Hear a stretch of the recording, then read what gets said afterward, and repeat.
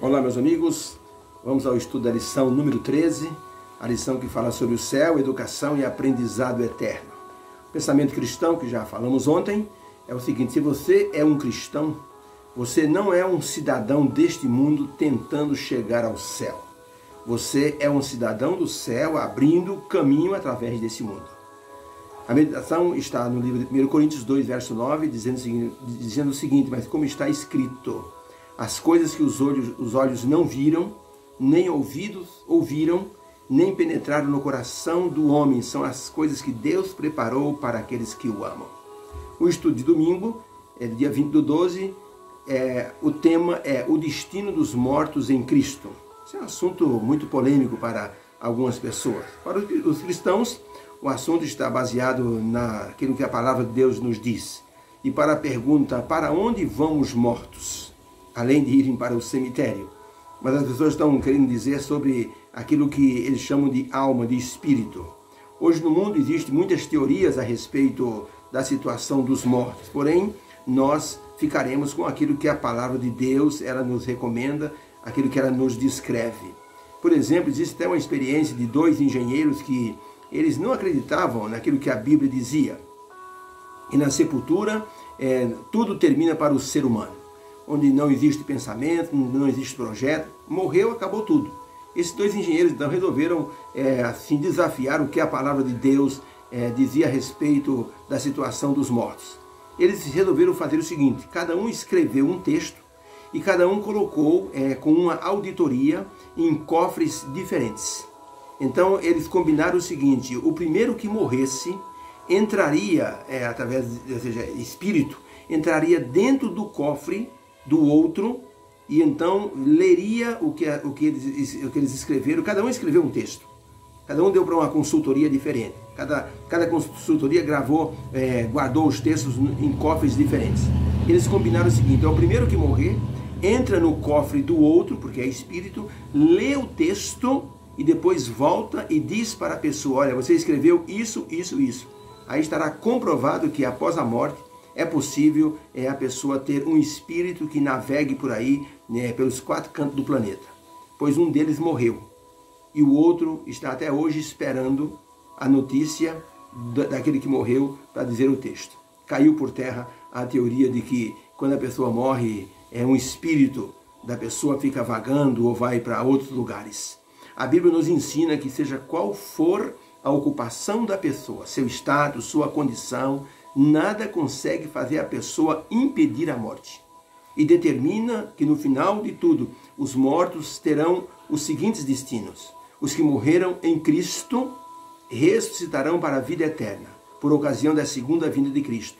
E os que não aceitaram Jesus Cristo, essas pessoas irão ressuscitar após os 1000 anos, ou o milênio, para a morte eterna. Não existe nenhuma opção para o ser humano após a morte.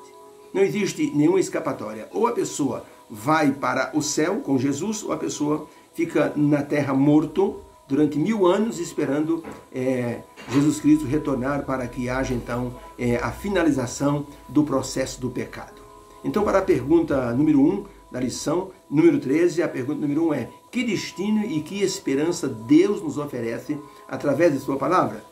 Temos aqui alguns textos. São João, capítulo meia dúzia, verso 54, diz o seguinte: quem come a minha carne, Jesus dizendo, quem come a minha carne e bebe o meu sangue, tem a vida eterna, e eu o ressuscitarei no último dia. Ele falava isso com sentido figurado, tanto que ele, na Santa Ceia, disse: este pão representa o meu corpo, e para o suco de uva, ele disse: aqui representa o meu sangue.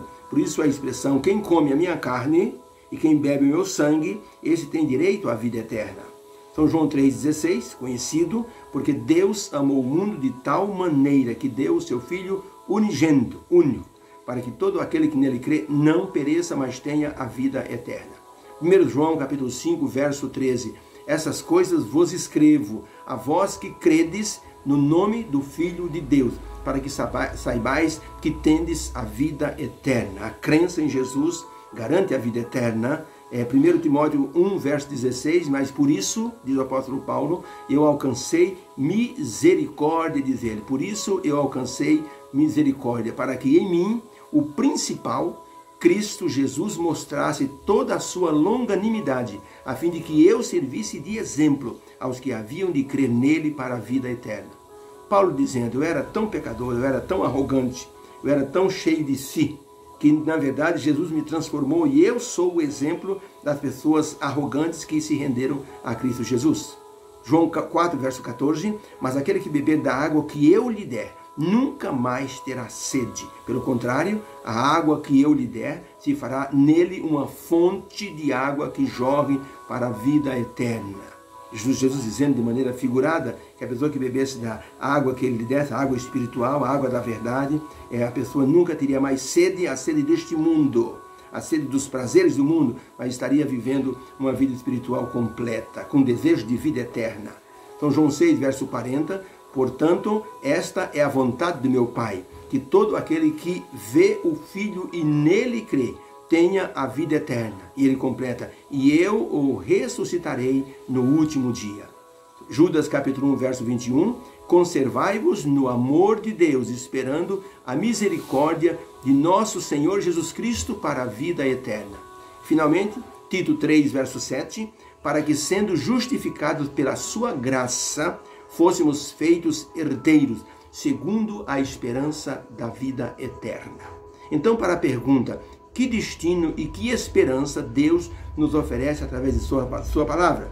Os textos lidos mostram o seguinte, a palavra de Deus nos mostra a esperança da ressurreição e da vida eterna por Cristo Jesus, porque ele conquistou essa vitória na cruz, a vitória sobre a morte, e transfere essa vitória para todos aqueles que creem nele.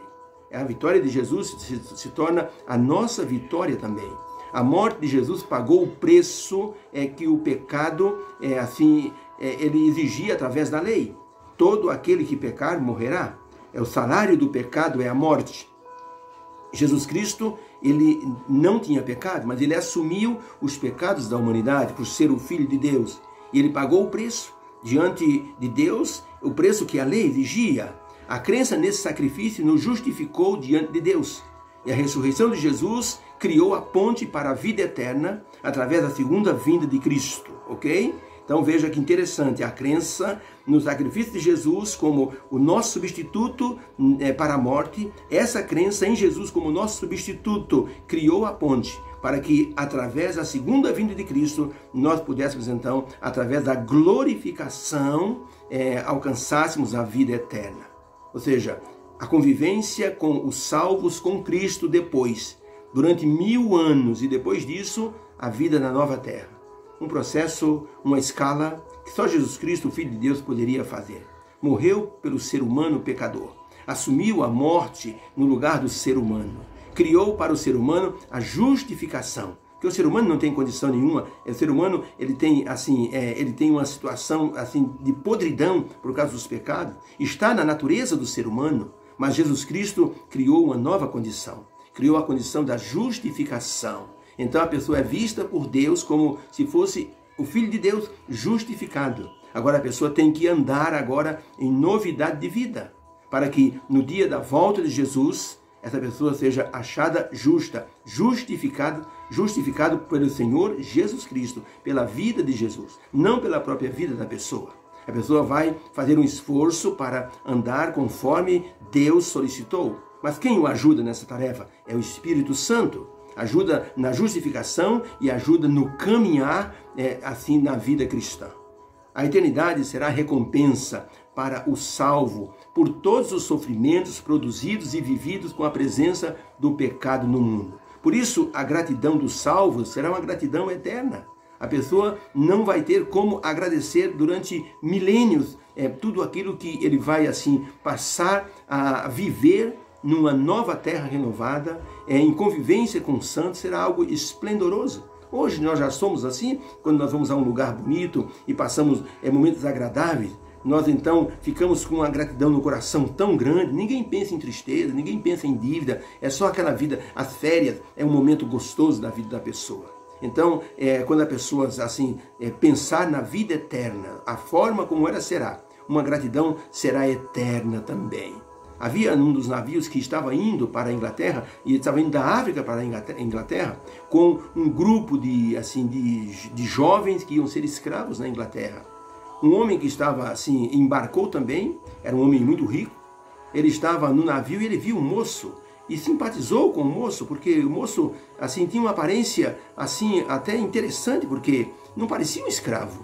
E aquele homem então se aproximou daquele moço, conversou com ele bastante. Ele contou a história dele. Ele havia participado de uma guerra na África e acabou então sendo ferido e acabou então indo para o hospital. E quando melhorou, o que fizeram com ele? Venderam-no para os mercadores de escravos brancos. Ele estava indo para a Inglaterra para ser um escravo. E aquele homem pensou o seguinte: puxa, um moço tão jovem, de tão boa cultura, vai ser escravo? Ele foi até o capitão do navio e disse: capitão, aquele moço que está ali, ele já está à venda? Disse: olha, ele pertence a nós agora, vamos vendê-lo no mercado de escravo. E quanto custará? Custará 20 mil libras esterlinas esse moço, porque ele é forte ainda, vai render bastante nas plantações e nas fazendas. Então aquele nobre homem disse: então eu compro esse rapaz. E então pagou ali o dinheiro para o capitão do navio e se aproximou do moço e disse: eu acabei de comprar você. O moço ficou tão irado e disse: se eu soubesse que o senhor estava conversando comigo para me avaliar, eu nem teria conversado com o senhor. Se eu pudesse me matar agora, se eu tivesse uma faca, eu enfiava no meu coração. Prefiro isso do que ser escravo. Aquele homem disse: calma, moço. Eu comprei você para soltar você. Eu acho que você tem futuro, mas não como um escravo, como uma pessoa livre. Então eu comprei você, você poderá voltar. Eu vou dar uma carta de alforria e você poderá voltar para o seu país de novo. O moço caiu ajoelhado aos pés daquele homem, chorando, e disse: eu servirei o Senhor pelo resto da minha vida. O Senhor me libertou de um destino cruel. O fazendeiro disse: não é preciso, você está livre agora. Ele disse: não, mas eu faço questão. Primeiro porque eu analisei o Senhor muito mal, e segundo porque a gratidão do meu coração é muito grande. E aquele moço passou a servir aquele homem agora por gratidão. Se tornou depois o gerente da fazenda daquele homem por gratidão. Era tratado como se fosse um filho. Por isso a gratidão do salvo será eterna, porque será a libertação da escravidão deste mundo. Ellen White, no livro Mensagens Escolhidas, volume 3, página 201, ela escreveu o seguinte: avançai cada dia sob a poderosa atuação de Deus. Pela união com Ele, por viva fé, é-nos concedido o privilégio de desfrutar a virtude e eficácia de sua mediação. Por isso, somos crucificados com Cristo, mortos com Cristo, ressuscitados com Cristo, para andar em novidade de vida com Ele. A pessoa que foi liberta por Jesus é a pessoa que tem gratidão no coração, porque há uma nova vida à espera dessa pessoa. Por isso que a lição de hoje, de domingo, fala sobre a condição das pessoas que foram salvas pelo Senhor Jesus Cristo e que, por ocasião então da sua segunda vinda, esses mortos em Cristo vão ressuscitar primeiro e terão então a sua vida, os seus corpos transformados para estarem um dia com Jesus Cristo na eternidade. Que Deus nos abençoe, que possamos ter gratidão no coração pela libertação que Deus já providenciou para a nossa vida. Possamos entender isso. Como diz o apóstolo Paulo, nós vivemos em novidade de vida. E essa novidade de vida nos faz louvar a Deus, porque nós temos gratidão por tudo que Ele fez conosco. Se há uma coisa bonita que existe na questão da justificação, é a mudança de vida de um cidadão. A pessoa que era um alcoólatra, hoje é uma pessoa assim equilibrada, é uma pessoa que está na igreja, que está louvando a Deus, que está dando o seu testemunho. Algo assim maravilhoso. Por isso, as pessoas, quando chegar o momento da ressurreição, os que assim morreram em Cristo ressuscitarão primeiro. E o apóstolo Paulo diz: de maneira nenhuma precederemos aqueles que dormem no pó da terra e que aguardam Jesus voltar. Que Deus nos abençoe. Se estivermos vivos, iremos glorificar a Deus pela bênção da redenção. Mas os mortos em Cristo vão ressuscitar primeiro e vão louvar a Deus também. Que Deus nos abençoe. Possamos estar entre aqueles que um dia estarão recebendo a recompensa da nossa fidelidade a Deus. Que haja uma bênção no seu coração. Amém.